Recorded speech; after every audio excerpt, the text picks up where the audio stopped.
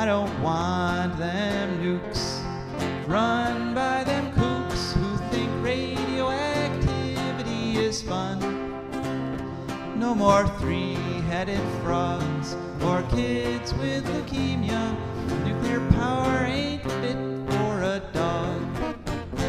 The sun done give us all we need to make this country run.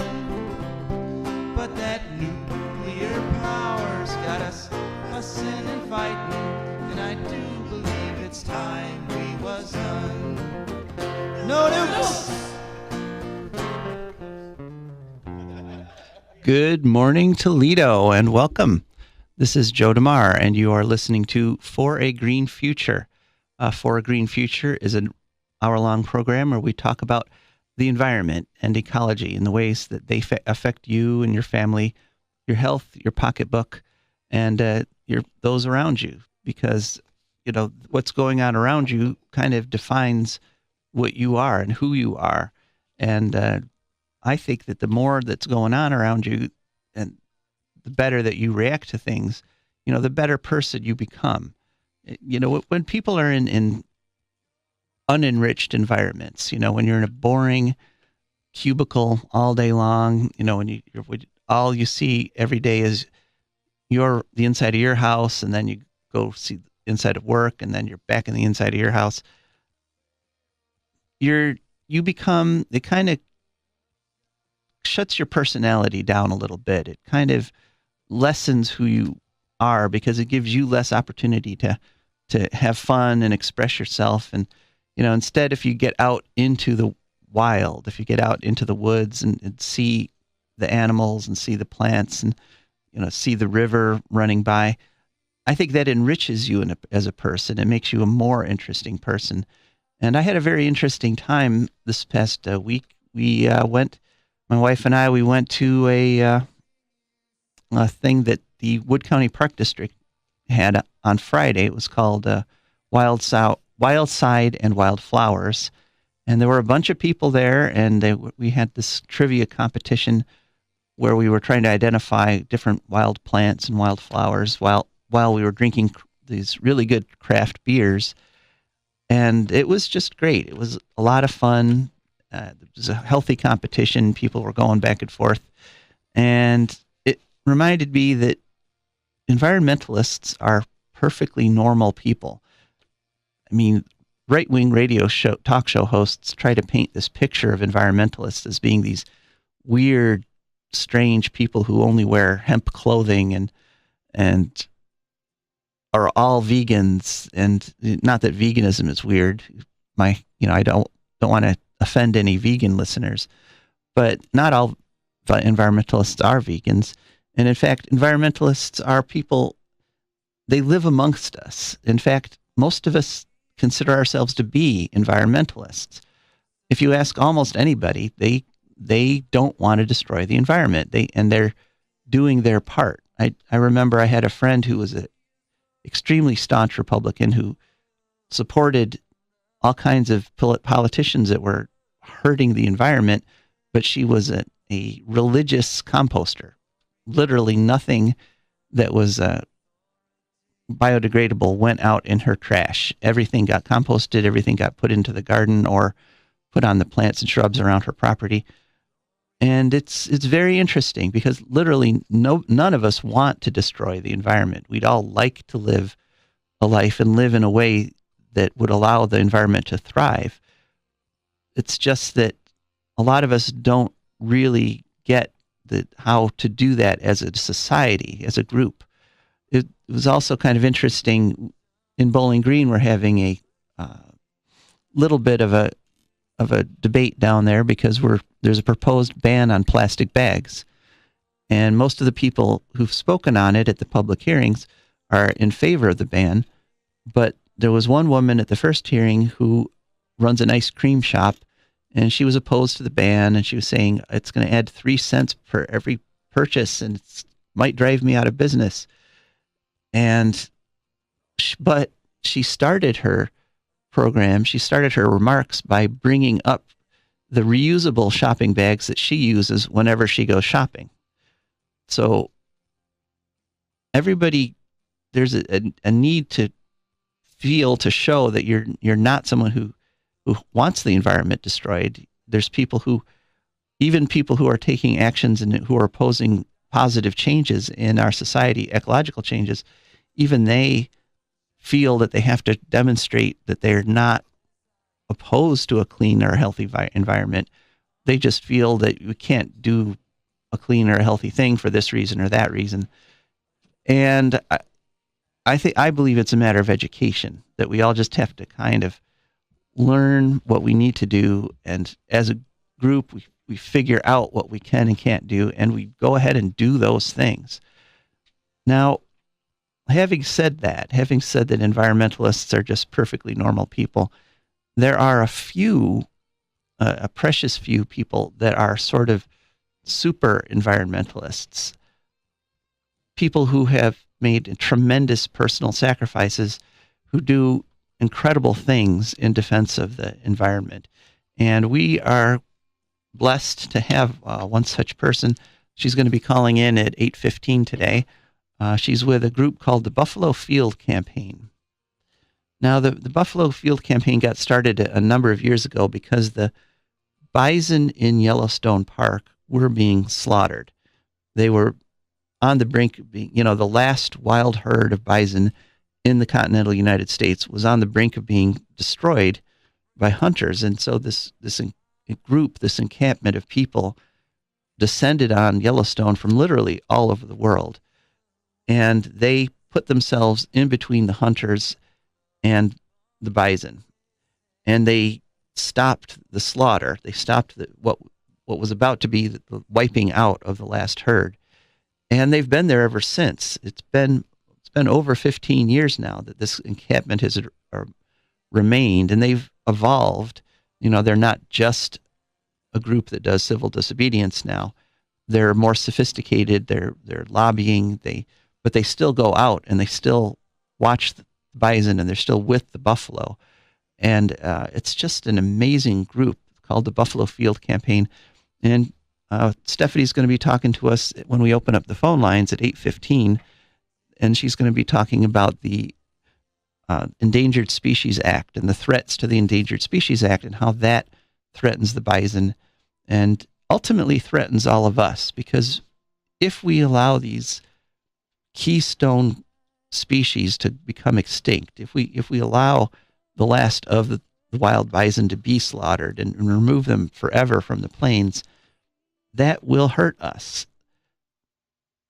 You're thinking, how can that possibly hurt me? I'm in my kitchen, I'm making breakfast, or I'm in my car on my way to church. How could losing all the bison hurt me? Well, the presence of a species like the bison changes everything on the plains. They make it possible for whole entire species to exist that didn't exist before. And if you remove, they're called keystone species. If you remove the keystone species, entire ecosystems can collapse and essentially become desert, essentially become an uninhabitable, unproductive area of the earth, kind of like the Middle East. I mean, the Middle East, there's been quote unquote civilization there for over 2,000 years now. And a lot of the area used to be called the Fertile Crescent because it had this incredibly fertile soil that could grow wheat and support millions of people. And it's part of the fertility there is part of what led to the development of things like cities and what we call civilization, with all the art and everything that goes along with that. But that ecosystem got wiped out. There was over farming, there was over irrigating, and now most of the Fertile Crescent is anything but. Most of the Fertile Crescent is dust. And so that can happen anywhere. That can happen to the United States of America if we don't take the necessary steps to preserve the ecosystems that keep the land fertile, that keep the water in the soil, that protect us from climate change. That could happen here. And so, you're in your kitchen or in your car right now. But if this land, if Ohio becomes a desert, that's going to affect you. It doesn't matter if you're if you've got air conditioning, if it's 120 degrees outside, 3 months out of the year, that's going to affect you. So maybe it won't affect you in a week, maybe it won't affect you in a month, but over the course of years, over the long term, these things do affect you. So, we're going to be happy, at 8:15 when we open up the phones at 866-240-1065. I'm hoping to talk with a real eco hero, sort of one of us, got that same environmental urge that the rest of us have, but one who carries that urge out to lengths that few of us can imagine. And it's kind of like singing, everybody can sing. If you heard the theme song at the beginning of the show, yes, that's me singing. So everybody could sing, but not everybody has a world-class voice. As you heard in the theme song at the beginning of the show, I'm not someone with a world-class voice, but I can sing. So and all of us can do something to help the environment. All of us can make changes that do help the environment, but a few of us just stand out in this struggle that we're in and just sort of make a shining example. So Stephanie's going to be calling in at 8:15. Knock on wood that there's no technical problems there. And then at the bottom of the hour, 8:30, we're going to hear from our terrific sponsors. And then we're going to have we're going to talk a little bit about some of the environmental news that happened this past week. And there's always something on the environmental news, and there's some very interesting things that happened this past week. And then, of course, we'll have our letter from the future, which is a letter from my great-great-granddaughter who's living in the year 2299. And we'll tell you more about that. It's very interesting. Every morning, just before I get up to come into the show, there's this flash of photons next to my bed, and poof, there is a letter from the year 2299. It's kind of amazing, but they have great technology back then. She won't tell me exactly how they do it, but I guess it's pretty cool. And something else that's cool is, when I was driving in this morning, I come in from Bowling Green, and I was going on the bridge over the Maumee, and I look out, and there are the first of the walleye fishermen. The walleye run has begun. We've got people. I saw boats out there because I guess the water's a little too high for waders right now, and they were out there with their lights because it was before dawn, and they're setting up. And this is one of those points of intersection between the natural world and our everyday world. The walleye run is a fantastic thing. Toledo is blessed with one of the best walleye runs in North America, and people literally come from all over the world to see it. And so there's a point of difference for you. I mean, if you live in this area, almost everybody has a friend or a brother-in-law, or maybe you yourself that goes out for the walleye run. And in order for there to be a successful walleye run, we have to have a clean Lake Erie. The fish have to survive out in the lake in order to make the run back up the river to spawn. And in order for that to happen, we have to stop the runoff that's coming from the farms and the fields down in Wood County and the rural areas around Lake Erie. So these things do affect you. I mean, if you've got someone who does the walleye run, you know how happy they can get around this time of the year. My brother-in-law who does it, he just, it's like 180-degree flip from his usual mood, shall we say. He's just like this other guy. He's smiling all the time. He's thinking about going out. And when he catches some, he saves them. He's just, So that brings joy to everybody in the area when some of us get something really great. And I guess we do have Stephanie on the line. And hi, Stephanie. Hi, good morning. Good morning. And, speaking of bringing joy, I've been following you folks a long time out there in the Buffalo Field campaign, and it still brings me joy to think about the idea that you guys are still out there, literally out there every day, fighting for the buffalo, or the bison, as we say. So could you give us a little bit of a history of just what the Buffalo Field campaign is, how it got started, how long you guys have been going, and what you do? Sure, yeah, thank you. It's really early. Good yeah, morning. I'm sorry. Yeah, you're calling No, from... it's okay. It's great. No, I want the listening audience to know that you're calling from Montana. Is that correct? Yeah. And so, so there it's not 8:16 like we have here. There it's 6:16. So you're sacrificing for us as we speak. That's great. No. Thanks for getting up so early. Sure, it's my pleasure. Thank you so much. And we're here. There's a last remnant wild population of buffalo who survived from the horrendous government slaughter of the 19th century. Their descendants today are the survivors of the ones who saved themselves by seeking refuge in the Pelican Valley of what's now Yellowstone National Park. Just 23 individuals. They've now grown to about 4,500, and that's still not enough. But anyway, these buffalo are the sole survivors, the last wild descendants who have lived on the landscape since prehistoric times of the tens and tens of millions that once thundered across the plains. And they're still in trouble. Even though they live in and around Yellowstone National Park, they're still in trouble. They migrate, and when they migrate, they walk into Montana. Montana is a heavily subsidized cattle industry state. It's a huge cattle lobby, and the livestock industry does not want to share the land, the grass, with the buffalo. They want the grass for their cows, period.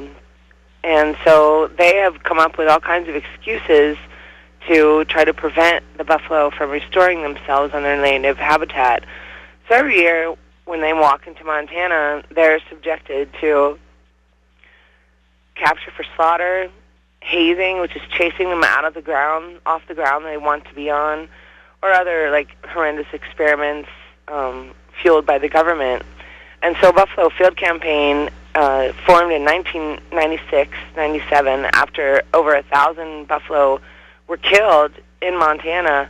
Videographer Mike Meese came out and was seeing what was going on and documenting things, and he shared that footage with various tribal leaders, and the one who responded strongly was Rosalie Little Thunder, a Lakota elder, and together she and Mike decided that there needed to be a frontlines presence. There needed to be people on the ground witnessing what was going on, witnessing what was happening to these last wild buffalo. And so Buffalo Field Campaign formed, and what we do is we're in the field every day.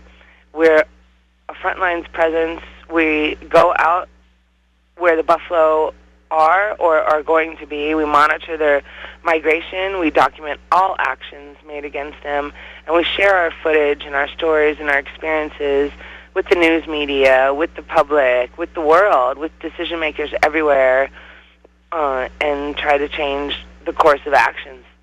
We've been here for 22 years, and some things have changed. Some things have changed for the better, and yet today I'm marking up the kill tally board. I mean, buffalo are still getting slaughtered for simply walking across a park boundary, or not even close. There's even a trap inside Yellowstone now that captures and ships buffalo to slaughter, simply because they want to walk the earth and eat the grass, and the cattle industry doesn't want to share that grass.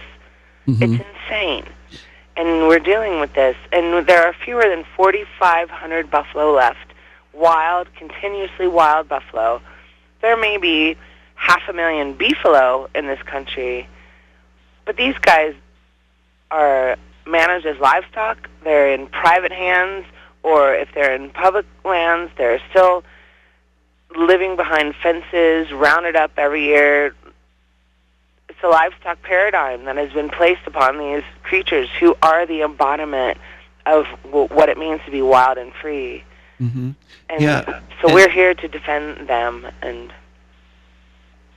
yes, and if anyone has a question for Stephanie, you can call 866-240-1065. That's 866-240-1065. Except for our Columbus listeners, I'm sorry, you're hearing this program pre-recorded, so you're not going to be able to call in.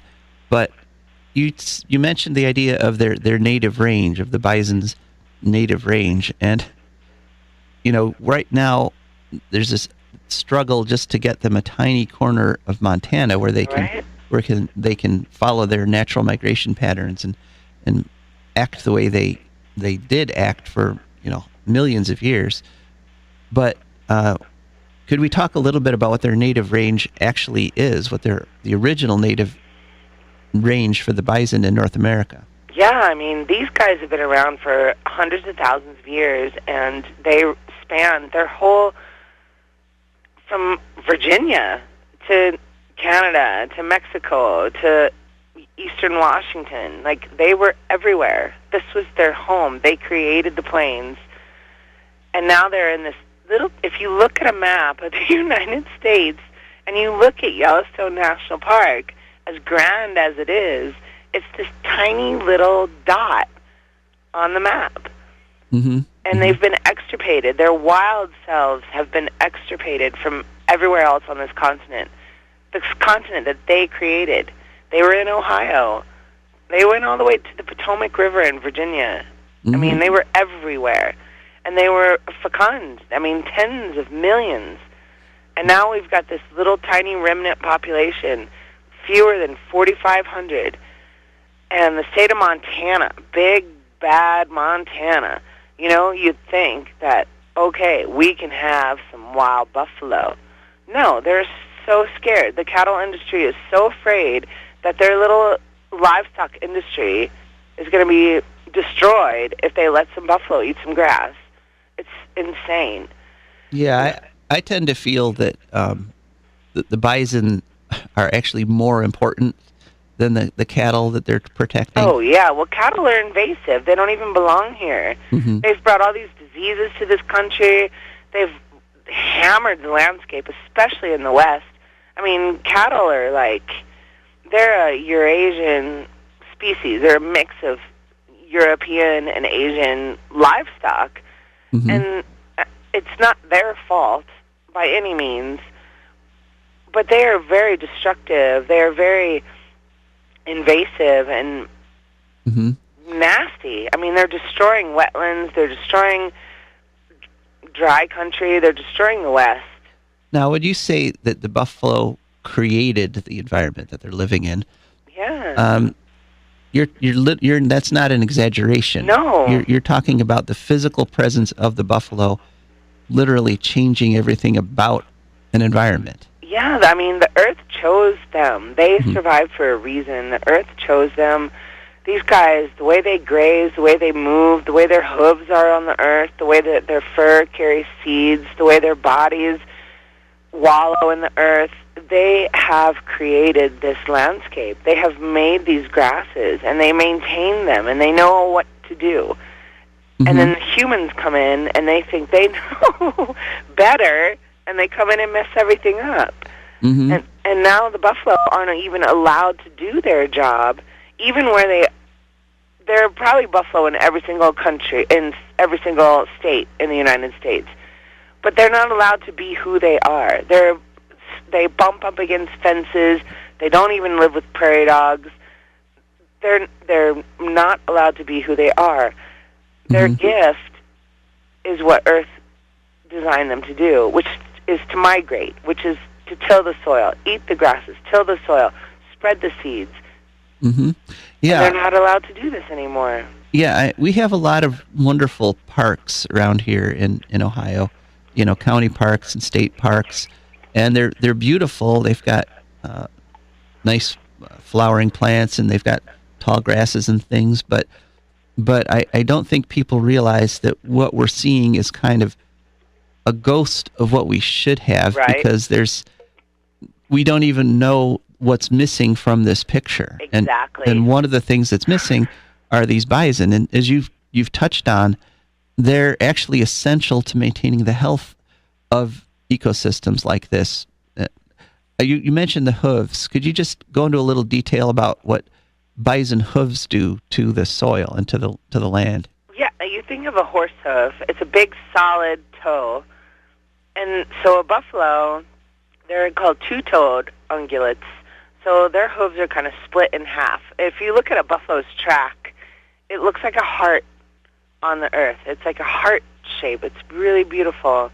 And those toes, they help till the soil. They help just break things up just enough to enable water to get through, enable germinating seeds to come back up through. And that's one of their gifts. And cows, while they may have very similar hooves, there's something missing there for this continent. There's something missing there that doesn't work for here, that the buffalo have and that cattle don't. Like, cows can stomp a place flat and gross and make it where nothing can grow.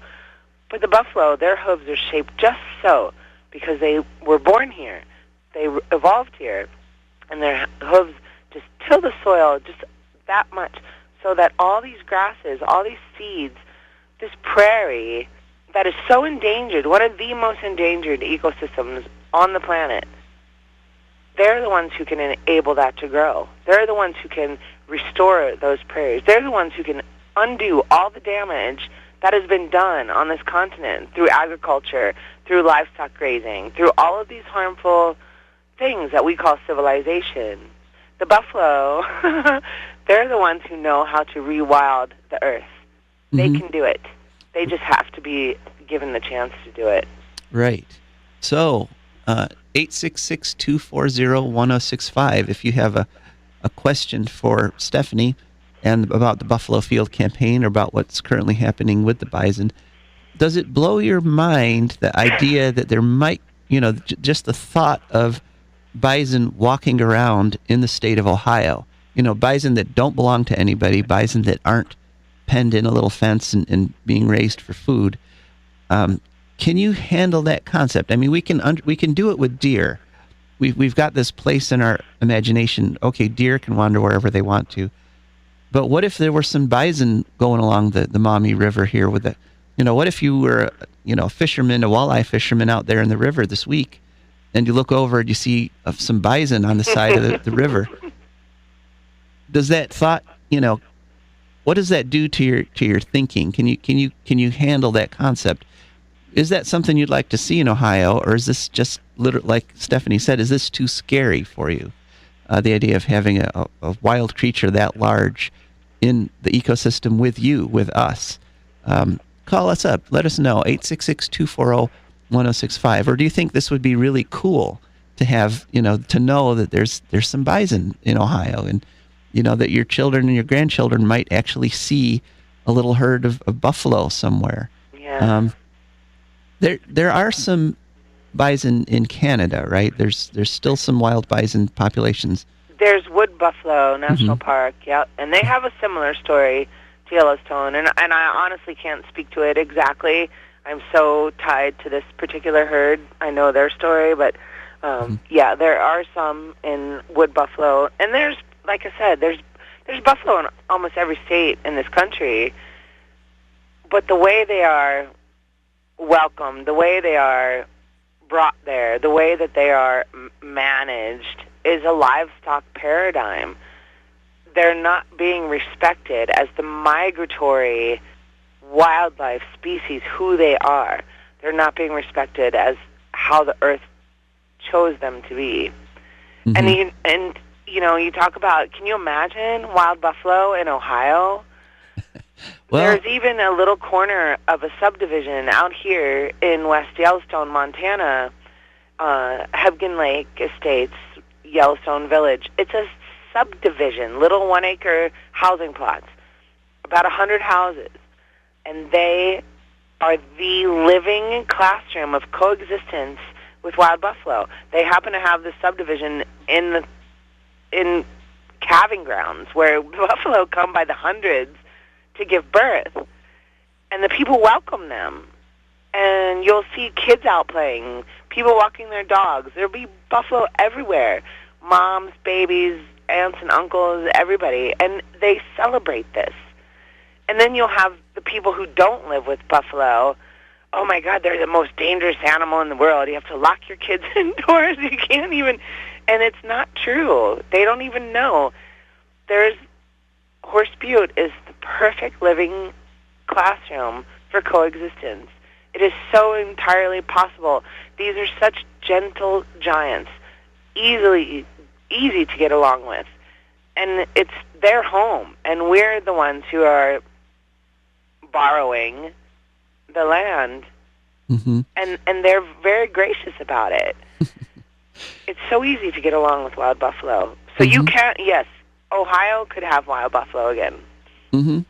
I think so, too. And I would love to see it.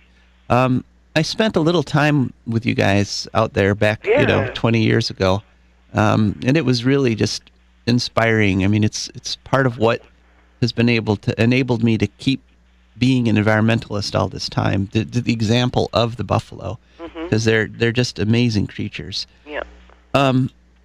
Now, right now, your organization, you're sending out some information about the importance of the Endangered Species Act for protecting the bison. Yeah. Could you tell us a little bit about that? Definitely. What you're doing? Think about, again, we're talking about once upon a time, upwards of 70 million all across the entire continent, dwindled down to 4,500 living in this tiny little square dot on the map, little green dot.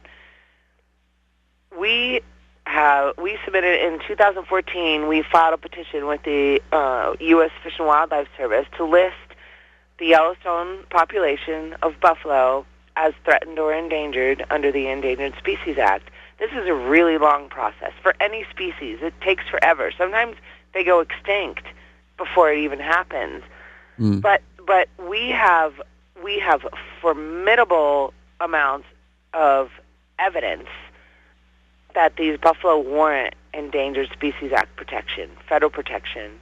And the Fish and Wildlife Service, just being political, they've tried to deny our petition. They've tried to say, oh, no, you don't have enough, blah, blah, blah. Federal judges have said, nope, guess what? They've got it. Go back. You need to issue a finding that is reasonable and uses the best available science. And so it's been, 5 years now, and we're still having these battles. These buffalo still haven't gained Endangered Species Act protection, and it may even take another 5 years. It can take a long time. But so far, the cards are in our favor, and the evidence shows that these buffalo definitely warrant Endangered Species Act protection. And there's also, I don't know if you're familiar with the International Union of the Conservation of Nature, but they're a global science-based organization, and they have listed the American bison as threatened with near extinction. They're red-listed. Even the state of Montana considers the buffalo threatened with global extinction, and yet they're the ones driving this nefarious management scheme. And so we feel very confident that we have what it's going to take to gain these buffalo Endangered Species Act protection. So we do have a Take Action alert on our website to encourage Congress to look at the science, keep the Endangered Species Act funded, make sure that the buffalo get their fair chance. So the state of Montana considers bison globally threatened, just not locally threatened. Right. It's nuts. It's totally insane. So how about it, Toledo? How about it, Northwest Ohio? 866-240-1065. Does anyone have a question for Stephanie or comment about this conversation we're having? Do you think this is just totally off the wall? Just the mere idea of having a wild animal of that size in this state, just not penned in and not being raised just to feed us. What does that do to your, what do you think about that? So, Stephanie, you mentioned your website. So if somebody wants to get more information about what your organization does, what is that website and how else can they find out about you?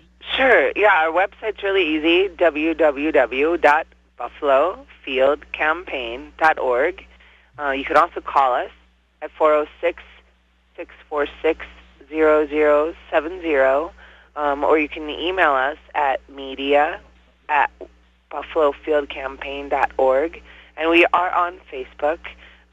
It's just, Facebook/Buffalo Wild, or you can just do a search, and we're there. And just stay in the loop. We put out weekly email updates from the field. We're always posting stuff on social media. We offer people information about what we see in the field every day, what's happening to the buffalo every day, and what people can do about it right now. And right now, the Montana legislature is in session. They're in session every other year, and they're heavily run by cattle interests. And they never fail to come up with the most insane bills to try to prevent buffalo from restoring themselves. So we're dealing with a lot of state legislative stuff, too. However, it doesn't matter if you're not from Montana. Montana tries to, this is a Montana issue. No, this is a global issue. These are the world's most important buffalo herds. This is a biosphere reserve, Yellowstone National Park, World Heritage Site, Yellowstone National Park. Montana doesn't get to dictate for the whole entire country. Right. So every voice matters. Every right. voice matters. Well, Stephanie, I think we actually have a call. Oh, wow. We almost had a call just a moment ago, but Daniel was talking with someone in a pretty animated way, but they chose not to actually go through with the actual call. But now we do have a caller. Lance, you're on the line. Thanks for calling For a Green Future. Hey, no problem, Joe. Thanks for taking my call. Appreciate it. I was just listening to you and your guest here about the buffalo, and heck yeah, I think that would be so cool. I'm a Toledoan, and I think that would be awesome if we, somehow got things back to a way where we did have, like you say, buffalo on the, edges of the Maumee River, or whatever that would look like. Like you say, we got, deer roaming wild, so why not buffalo? So I personally, I'm all for it, and I think a lot of other people out there would be completely all for it too. I think the first thing that popped into my head would be, and you guys touched on it briefly, the safety issue. Obviously, people want to know, okay, if we were to have, wild buffalo kind of roaming, like, as we have deer roaming, people want to know, okay, is there potential for a stampede, or do we have to worry about, the kids getting hurt or whatever? So I would say, that's, I would imagine that's going to be a kind of a common comment. And yeah, you guys touched on it briefly, but what can you offer anything else? Talk a little more about how they are gentle, or any how that would go if we did have them.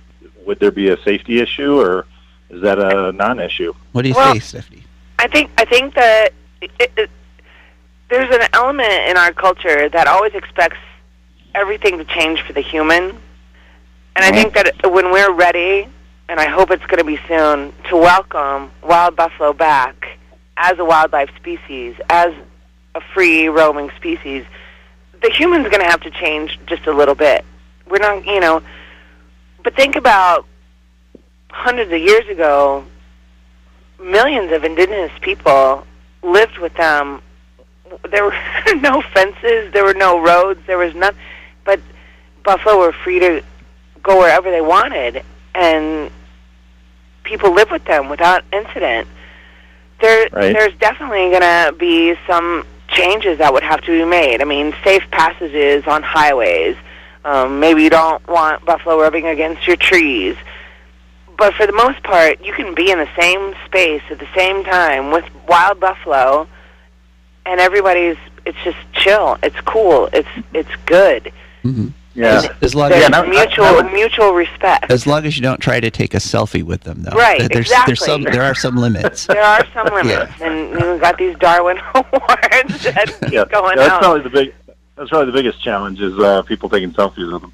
But yeah, you make kind of a good point. You figure, like, what is down in the states like Texas with New Mexico, Arizona with snakes, rattlesnakes, or Florida with alligators. I mean, those probably aren't even as welcome as buffalo or deer are currently. But I suppose it's the kind of thing like what do they do down in Texas and Arizona when there's snakes all over the place? They haven't eradicated them. They don't bite. Yeah. So I guess my other comment would be what can we do? Is it, you mentioned your website, or is it calling Congress, or what can we do to kind of calling Congress, calling the governor of Montana. The governor of Montana, because Montana is driving this nefarious plan right now that is preventing wild buffalo from simply walking the earth and restoring themselves. It's all about Montana cattle interests. So the governor of Montana has a huge voice in this, and that's who we need to target. And then Congress can help with the Endangered Species Act petition. So that's a two-pronged approach right there. And again, there's tons of information on our website about that, how to contact them, what to say. And what's that website again? All BuffaloFieldCampaign.org. right. Okay. Well, thanks. All right. Thanks for taking my call. Yeah, thank you, you. Lance. Thanks for calling. All right. All right, no problem. Have a good day. You too. You too. Well, Stephanie, it's been terrific. And I've gone much longer than I usually go with my guests. Thank you. But it's been a great conversation, and I hope we set some people to thinking about some things. Yeah. No, Lance, that was great. That was really great. Yeah. And so, all right. Well, I'm going to have to let you go. I don't know if you're going to, it's Sunday morning. You might be going back to bed. I think I might crawl back into bed for a minute, but I got to go in the field here soon. All right. Well, have a good day out in the field. Thanks, Joe. And thanks for calling. Yeah, I thank you so much. You're welcome. All right. Well, that was Stephanie from the Buffalo Field Campaign. So, I know it's a great show just having her on. To me, that's kind of an honor because she's been there almost that whole 22 years. And, I read her posts from the field all the time. She's just an amazing woman. So we were lucky to have her on the radio here in Northwest Ohio and Columbus. So one last quick thing on that.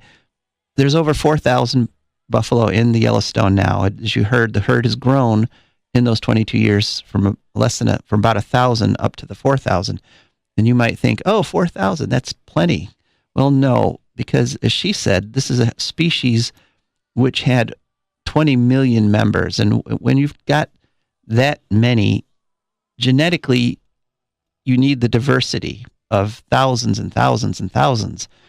Because with a population that small, if a genetic problem gets into the herd, it can quickly spread to future generations. And simply by being such a small herd, that itself could doom a species. So they need to get bigger.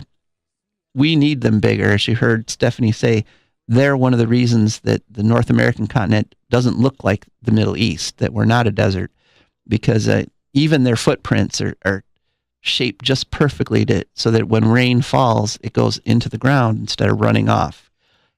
Imagine that. I mean, you've got millions of bison, and with every step they take, they're improving the water table on the land that they're standing on, literally just by walking on it. It's amazing. So, all right. Well, but we do need to move on because, as I said to Stephanie, we've gone a little longer than usual with a guest. So we're going to go straight to our sponsors. And we are very happy to have the Wood County Park District as one of our sponsors. The Wood County Park District is a natural resources conservation agency. They protect natural spaces, maintain quality green spaces. They provide engaging programming that teaches people to love and respect nature. They restore wildlife habitats, and they lead outdoor adventures. And the Wood County Parks District protects 20 parks and nature preserves all around Wood County, and they're all open from 8 a.m. to 30 minutes past sunset every single day of the year. And today looks like it's going to be a beautiful day to get out into one of the Wood County parks and walk around. There's flowers. Things are flowering. The leaves are starting to bud on the trees, so today's a good day. If you've been just sort of sitting around the house all winter, today's the day to stop just sitting around the house.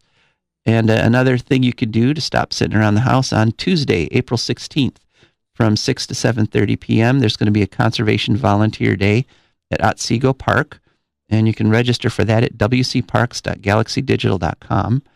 And on Sunday, April 28th, is going to be the Community Earth Day celebration at the Montessori School in Bowling Green. That's at 515 Sandridge Road. You don't need to register. Just come in, park. Everything's free. Learn how to go green and have some fun. And then finally on May 11th at 10 a.m., from 10 a.m. to 1 p.m., they're having their annual native plant sale. That's at the Park District headquarters on Mercer Road in Bowling Green. No registration necessary, but you can still pre-order annuals if you'd like at wcparks.org/friends.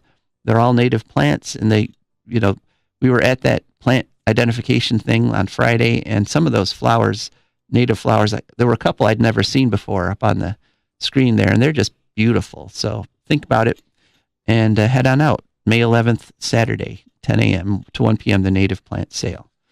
And our other sponsor for this hour is DeMar Consulting. DeMar Consulting is a computer consulting company that will come out to your home. That's the difference, is they will help you right there in the comfort of your own living room or dining room or wherever you have your computer. They'll help you install software. They'll help back up your computer.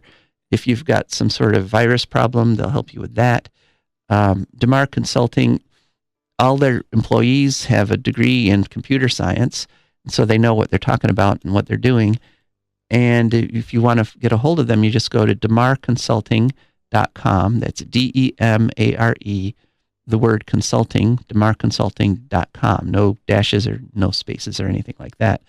Or you can call them or text them at 419-973-3000. That's 419-973-3000. If you've got a computer problem that you've been living with, that's been frustrating you, I have to ask why.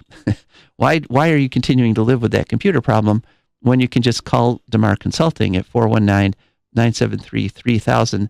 They will come out and fix it for you. So those are our sponsors, and we still have time to take one or two more calls at 866-240-1065. That's 866-240-1065. I don't know who that person was that Daniel, our terrific technician, was talking to earlier, but it sounded like you had a pretty good question. Don't be afraid. You can call back, and we'll put you on the air. It'll be fine. While we're waiting for someone else to call, we are going to go to our weekly feature, our Letter from the Future. And those of you who are listening in the Columbus audience, you might not have the background on this. My great-great-granddaughter, Marie I., is living and working on the Kola Peninsula, which is near the Arctic Circle. And what they're doing up there in that future year is they're taking the nuclear waste that we've generated here in our time, and they're going to inject it deep into the earth, deep into the upper mantle. And there's a drilling project up there. You can look it up on online and on Wikipedia. That's where the deepest borehole in the world exists. It was done back in the days of the old Soviet Union, but they decided rather than try to get rid of nuclear waste anywhere else, they would just use that existing hole and pour stuff down there. But it's a huge project. There's there will be hundreds of scientists up there in the Arctic Circle getting ready to put this waste into the ground. And my great-great-granddaughter, I'm proud to say, is going to be a chemist involved in this process. So every week she writes me a letter. It's very nice. So this week's letter. Dear great-great-grandpa, it's been a great week up here in the Kola Peninsula. First of all, Michael and I are an item again. While he was having problems with his part of the project, he was really withdrawn, and I was beginning to wonder if he really still liked me. But we've done all kinds of things this week. We went for a snowmobile ride. We went on a virtual date to Myrtle Beach. Oh, that's something you don't quite have in your time yet. On a virtual date, you can visit anywhere in the world, even Mars, virtually. With the goggles, you could both see the same things, and the temperature in the room is controlled, so it's just like really being there. Out here near the Arctic Circle, that room gets a lot of use, believe me. Best of all, though, I solved my problem with the bacteria. You remember we had a problem that something in the drilling fluid was killing the bacteria that live deep underground. I put the problem out on the net, and someone suggested that maybe something normally harmless was the problem. That's when it hit me. The drilling fluid we use is specially formulated to be non-toxic, not like your time. We're still filtering out 400 different toxic chemicals from the groundwater that your people in your time put into the ground while they were drilling and fracking. But now you can literally drink our drilling fluid and it won't hurt you. But I realized that one of the ingredients in our drilling fluid is a sugar. And that sugar turned out to be toxic to one of the bacteria that lives deep in the ground and eats metal. I had a meeting with the chief engineer, and we can remove that sugar from the drilling fluid and only lose 10% on our drill speed. We don't actually know what the effect of wiping out that species of bacteria would have, but that's the point. In the future, we apply the concept, first do no harm, to all our projects. In your time, first you do the harm, and then you try to fix the problem you caused. That's still one of the things that confuses me about the past, how you could even think that way. But anyway, I do know that it gets better, and part of the reason is your show. So thanks for doing what you're doing. Keep on it, and we're having a great time in the year 2299 on the Kola Peninsula. I'll write again next week. Love, Marie I. So there's a nice letter from my great-great-granddaughter. And if you have any questions for Marie, you can just send them to me, and I will pass them on to her. She's got a box of my letters from the past, and she opens them one at a time. So I can write her a letter, and then she can send the answer back to us. So, but don't ask her how she does that, because she's already said she's not going to give us the technology to do that. That's probably for the best.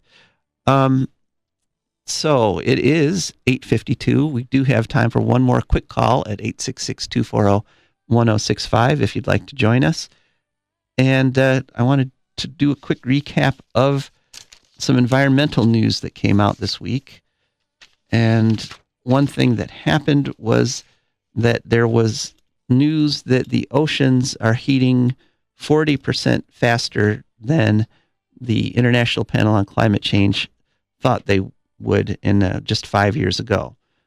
And this warm water, this heating of the oceans that's what causes a lot of the problems.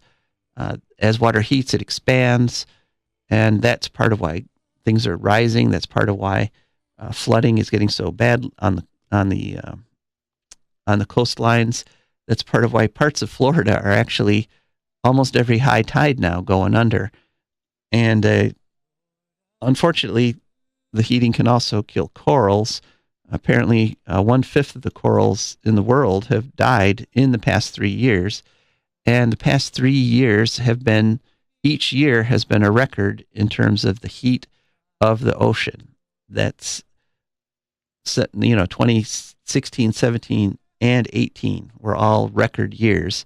So this is what we're caught in my belief. And I've only heard a few scientists talk about this, but it's an important scientific concept. And we're caught in what's called a positive feedback loop. And here in the radio business, the most common example of a positive feedback loop is if you were to call in and then put your phone right next to the right next to the radio. And what would happen is that the signal from the radio would get caught on your microphone, and then it would get rebroadcast back through the radio, and it would get amplified each time. And so then what happens is, you've all heard it, is that you get this, it builds up into this loud screeching noise. And then I have to cut in and say, please turn down your radio. But positive feedback loops exist in all kinds of situations in nature. And essentially what it is if you take the signal, the original signal, and put it back through the loop and amplify it, and then take the amplified signal and put it back through the loop and amplify it, it quickly builds up to catastrophe. It quickly builds up to an explosion of sorts. In fact, a nuclear bomb is another example of a positive feedback loop, because what happens in a nuclear bomb is you shoot a neutron into a uranium atom, and that atom explodes and shoots off 2 more neutrons. And each of those neutrons hits a uranium atom, and those atoms explodes, and each of them shoot off 2 more. So then you've got 4 neutrons, and the process keeps repeating itself and keeps accelerating until you have an explosion. So almost all the effects of global warming are causing more global warming. So, for example, you have forest fires because the land is getting hotter and drier, and so the forest burns down. And so putting burning down a forest, A, puts tons of carbon in the air right there, but B, that forest is no longer going to be absorbing carbon dioxide. And so that accelerates global warming. And that's one of the examples you might have already heard is that if you start melting the ice on Greenland and on the North Pole, ice is white. It reflects solar radiation back out into space. But if you melt the ice, if global warming melts the ice, then the heat from the sun will no longer get reflected back out.